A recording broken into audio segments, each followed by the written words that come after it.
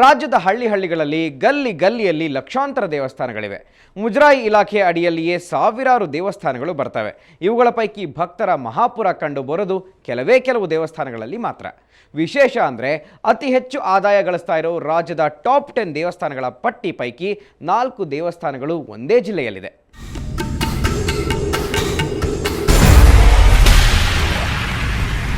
ದಕ್ಷಿಣ ಕನ್ನಡಕ್ಕೆ ಅಗ್ರಪಟ್ಟ ಕುಕ್ಕೆ ಸುಬ್ರಹ್ಮಣ್ಯ, ಕೊಲ್ಲೂರು ಮೂಕಾಂಬಿಕಾ, ಕಟೀಲು ದುರ್ಗಾ ಪರಮೇಶ್ವರಿ, ಮಂದಾರ್ತಿಯ ದುರ್ಗಾ ಪರಮೇಶ್ವರಿ ಇವೆಲ್ಲವೂ ದಕ್ಷಿಣ ಕನ್ನಡ ಜಿಲ್ಲೆಯಲ್ಲಿರೋ ದೇವಸ್ಥಾನಗಳು.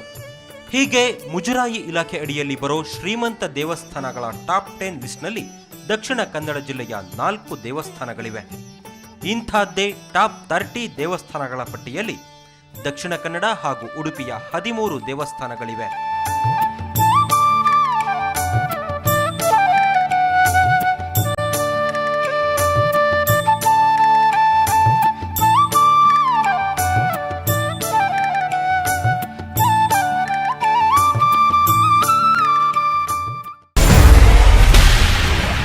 ಉತ್ತರ ಕರ್ನಾಟಕದ ಶ್ರೀಮಂತ ದೇವರು ಕೇವಲ ಕರಾವಳಿ ಅಷ್ಟೇ ಅಲ್ಲ, ಉತ್ತರ ಕರ್ನಾಟಕದಲ್ಲಿಯೂ ಶ್ರೀಮಂತ ದೇವಸ್ಥಾನಗಳಿವೆ.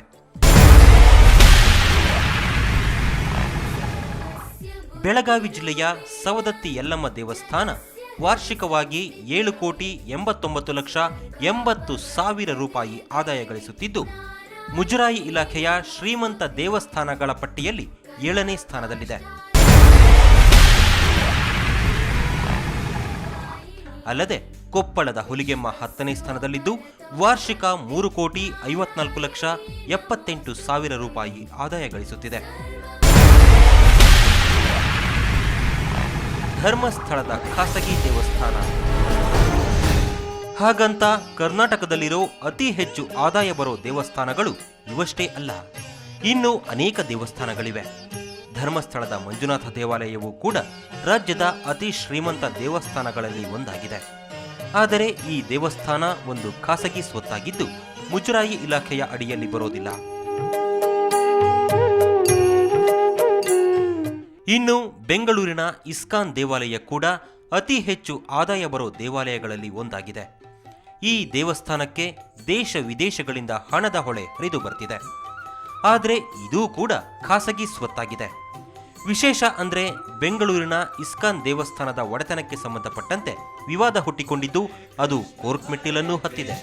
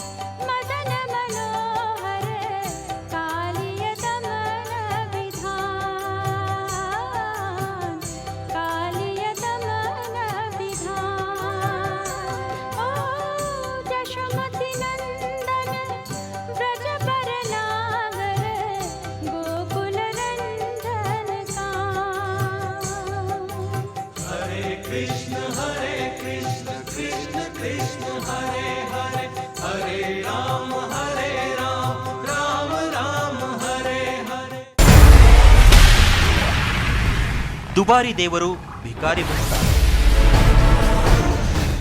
ವಿಶೇಷ ಅಂದ್ರೆ ರಾಜ್ಯದಲ್ಲಿ ವರ್ಷದಿಂದ ವರ್ಷಕ್ಕೆ ಬರಗಾಲ ಪೀಡಿತ ತಾಲೂಕುಗಳ ಸಂಖ್ಯೆ ಹೆಚ್ಚಾಗ್ತಾನೇ ಇದೆ.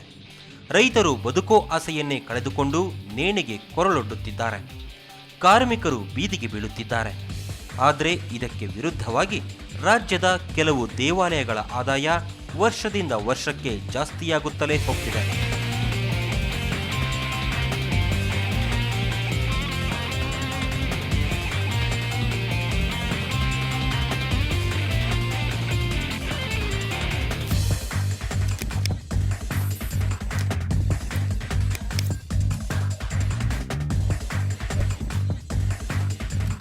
ದೇವಾಲಯಗಳ ಹುಂಡಿಗೆ ಬಂದು ಬೀಳುವ ಹಣದಲ್ಲಿ ಹೆಚ್ಚಿನ ಪಾಲು ಕಪ್ಪು ಹಣ ಅನ್ನೋದು ಈಗ ಗುಟ್ಟೇನೂ ಅಲ್ಲ. ನಾಡಿನ ಹಲವು ಭ್ರಷ್ಟ ರಾಜಕಾರಣಿಗಳು, ಅದಕ್ಷ ಅಧಿಕಾರಿಗಳು ಹಾಗೂ ತೆರಿಗೆ ವಂಚಿಸೋ ಉದ್ಯಮಪತಿಗಳು ತಮಗೆ ಕಷ್ಟ ಬಂದಾಗ್ಲೆಲ್ಲ ದೇವರ ಮೊರೆ ಹೋಗೋದು, ದೊಡ್ಡ ಇಡುಗಂಟನ ದೇವರಿಗೆ ಕಾಣಿಕೆಯಾಗಿ ಸಲ್ಲಿಸೋದು ವಾಡಿಕೆ. ಕೆಲವು ದೇವಸ್ಥಾನಗಳ ಆದಾಯದಲ್ಲಿ ಗಣನೀಯ ಏರಿಕೆಗೆ ಇದೇ ಕಾರಣ ಅನ್ನೋದು ಒಂದು ವರ್ಗದ ವಾದ. ಹೇಗಾದ್ರೂ ಆಗ್ಲಿ, ಪಾಪಿಗಳ ಸ್ವತ್ತಿನ ಸ್ವಲ್ಪವಾದ್ರೂ ಹೀಗೆ ಸಮಾಜಕ್ಕೆ ವಾಪಸ್ ಸಿಕ್ತಲ್ಲ ಅನ್ನೋದೊಂದೇ ಸಮಾಧಾನದ ವಿಷಯ.